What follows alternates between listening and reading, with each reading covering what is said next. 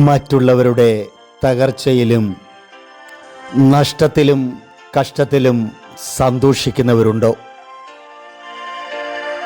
ഉണ്ടെന്നാണ് പൊതുജന അഭിപ്രായം.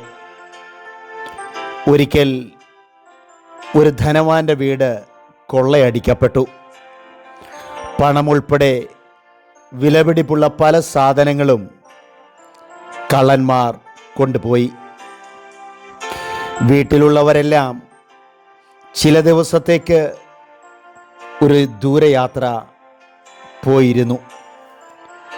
പോകുന്ന കാര്യം അധികം ആരോടും പറഞ്ഞിരുന്നില്ല, ആരെയും ഒട്ട് അറിയിച്ചതുമില്ല. എങ്ങനെയോ കള്ളന്മാർ അതറിഞ്ഞു.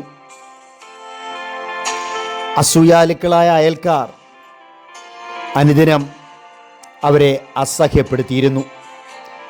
അവരുടെ തകർച്ചയിൽ അവരെ പരിഹസിക്കുകയും അവരുടെ നഷ്ടത്തിൽ സന്തോഷിക്കുകയും ചെയ്തിരുന്നു. അതിനാൽ തന്നെ അയൽക്കാരുമായി അവർ വലിയ സഹകരണം പുലർത്തിയിരുന്നില്ല. മോഷണ വിവരം തൻ്റെ ശത്രുക്കൾ അറിഞ്ഞാൽ തങ്ങളുടെ നഷ്ടങ്ങളിൽ അവർ സന്തോഷിക്കുമെന്ന് അവർക്കുറപ്പുള്ളതുകൊണ്ട് ആരെയും ആ മോഷണ വിവരം അറിയിച്ചതുമില്ല. തങ്ങളുടെ നഷ്ടത്തിൽ സന്തോഷിക്കുന്നവരെ തിരിച്ചറിഞ്ഞതുകൊണ്ട് അവരുടെ നഷ്ടത്തിൽ അവർ മൗനമായിരുന്നു. ഇതാണ് ലോകം. നാം സ്നേഹിക്കുന്നവരിൽ ആരൊക്കെ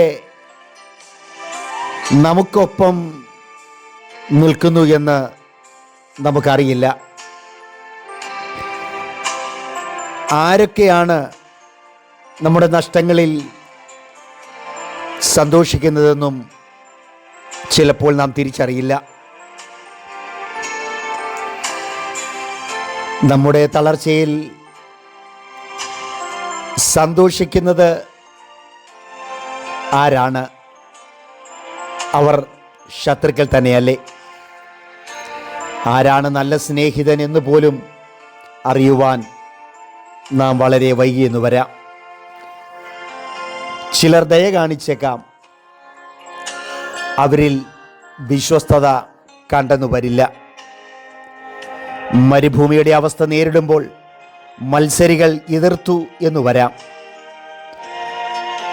നന്മയുടെ വഴിയുമടച്ച് ഹസ്തദാനവും തന്ന് തോളോട് തോൾ ചേർന്ന് നമുക്കൊപ്പം അവർ നടക്കും. അവരുടെ നഷ്ടത്തിലും വീഴ്ചയിലും തകർച്ചയിലും ഉള്ളുകൊണ്ട് അസൂയുള്ളവർ സന്തോഷിക്കും. കണ്ണുനീരോടെ പ്രാർത്ഥിക്കുന്നവരുടെ ഇടയിൽ കണ്ണുകടിയോടെ പ്രാർത്ഥിക്കുന്നവരും കണ്ടേക്കാം. എന്നാൽ പകരത്തിന് പകരം ദോഷം ചെയ്യാതെ ദൈവസന്നിധിയിൽ പ്രാർത്ഥിക്കുക. അവരുടെ നാശത്തിനായല്ല, അവരുടെ നന്മയ്ക്കായി, എല്ലാവരുടെയും അനുഗ്രഹത്തിനായും. യേശുക്രിസ്തു ഇങ്ങനെ പറഞ്ഞു, ഹൃദയശുദ്ധിയുള്ളവർ ഭാഗ്യവാന്മാർ. എന്തുകൊണ്ടെന്നാൽ അവർ ദൈവത്തെ കാണും. ആരുടെയും തകർച്ചയിലും ആരുടെയും നഷ്ടത്തിലും ആരുടെയും വീഴ്ചയിലും ഒരിക്കലും സന്തോഷിക്കരുത്. നഷ്ടങ്ങളിൽ വേദനിക്കുന്നവർക്ക് നമ്മുടെ വാക്ക് ഉപ്പിനാൽ രുചി വരുത്തിയതുപോലെയായി തീരട്ടെ. നഷ്ടങ്ങളാൽ നിങ്ങൾ വേദനിക്കുന്നുവോ? ആശ്വസിപ്പിക്കുന്ന സർവശക്തൻ കൂടെയുണ്ട്, തളരാതെ